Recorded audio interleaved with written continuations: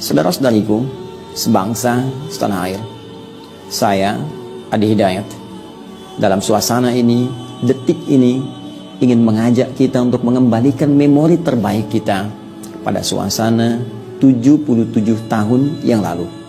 Tepatnya 6 September tahun 1944, saat satu sosok ulama besar Palestina bernama Syekh Muhammad Al-Amin Al-Husaini begitu gagah, terang, berani, dan tulus mendukung kemerdekaan negara kesatuan Republik Indonesia bahkan saat belum terlahir.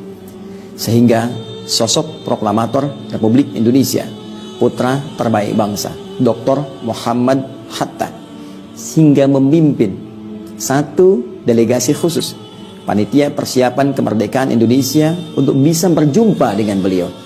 Dan hasilnya lewat dukungan penuh melalui radio Berlin berbahasa Arab itu, bagaimana beliau menyatakan kepada dunia mendukung kemerdekaan Indonesia. Di tahun 1952, bahkan seorang Dr. Muhammad Nasir yang memimpin delegasi Muslim Indonesia selanjutnya bahkan bertemu dengan dunia Islam untuk meminta dukungan-dukungan lebih kuat akan status penguatan kemerdekaan Indonesia.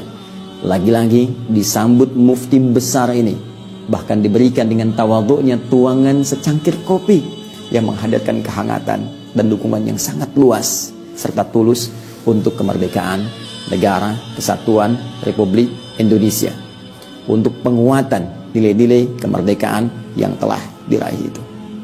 Kini setelah lebih dari 75 tahun, kita merasakan nikmat kemerdekaan, merasakan ketentraman dalam beraktivitas, kedamaian dalam membangun interaksi sosial, bahkan berkehidupan.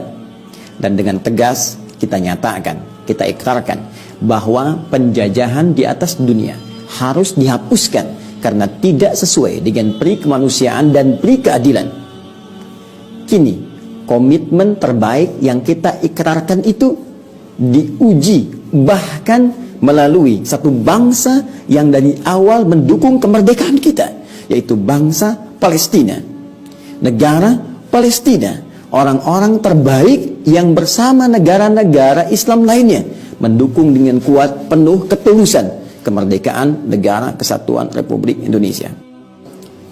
Kini Palestina memanggil saat anak-anak banyak yang syahid dihujani bom dan rudal yang meluluh lantakan itu, saat perempuan banyak yang ternistakan dan banyak orang berhamburan untuk mengungsi meminta pertolongan, Indonesia mesti menjadi negara dan bangsa pertama yang terpanggil untuk mendukung penuh kemerdekaan bangsa Palestina, negara Palestina.